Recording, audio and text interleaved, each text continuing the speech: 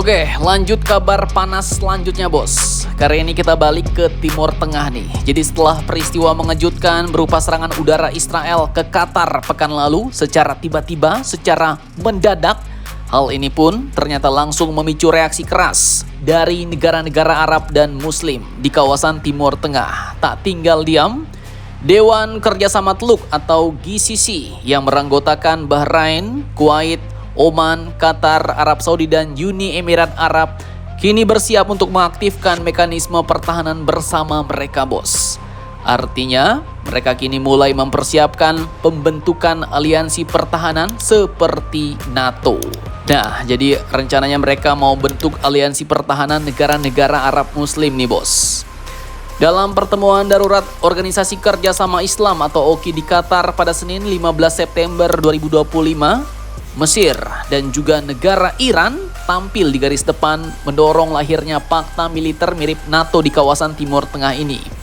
Usulan itu pun dinilai sebagai langkah paling serius dalam beberapa dekade terakhir menuju pembentukan perjanjian pertahanan kolektif di dunia Islam. Dan latar belakangnya jelas bos, yaitu eskalasi serangan Israel mulai dari rentetan serangan terhadap target Iran awal tahun ini, operasi militer yang masih berlangsung di Gaza, hingga serangan terbaru ke ibu kota Qatar yang selama ini berperan sebagai mediator konflik. Kemudian langkah bersejarah ini juga diumumkan dalam KTT GCC di Doha. Jadi itu adalah organisasi negara-negara Arab dan Muslim, Dewan Kerjasama Teluk atau Gulf Cooperation Council, disingkat GCC, berjanji akan mengaktifkan mekanisme pertahanan bersama menyusul bombardir Israel ke Qatar pekan lalu bos. Dan janji itu pun bukan sekedar janji, tapi merupakan salah satu hasil konferensi tingkat tinggi atau KTT GCC yang digelar di Doha, Qatar pada Senin 15 September 2025 kemarin. Nah loh, ngeri, sedap nih. Jadi di hadapan para pemimpin kawasan, GCC menegaskan bahwa dalam rencana pembentukan fakta pertahanan kolektif, serangan terhadap satu negara anggota bakal dianggap sebagai serangan terhadap semua anggota. Bahkan konsepnya disebut-sebut mirip NATO versi Teluk bos.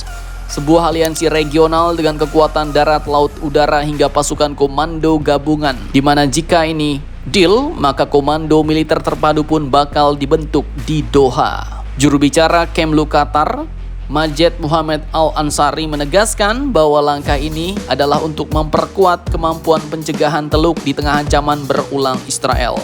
Sementara itu, Sekjen GCC, Jasem Muhammad Al-Budaiwi, mendesak Amerika turun tangan untuk menekan Israel agar agresi tak berulang. Nah, kemudian di luar GCC, Liga Arab dan OKI ikut bersuara keras nih bos. Mereka mengecam serangan Israel ke Qatar sebagai serangan pengecut dan ilegal, serta menyatakan solidaritas penuhnya untuk Qatar.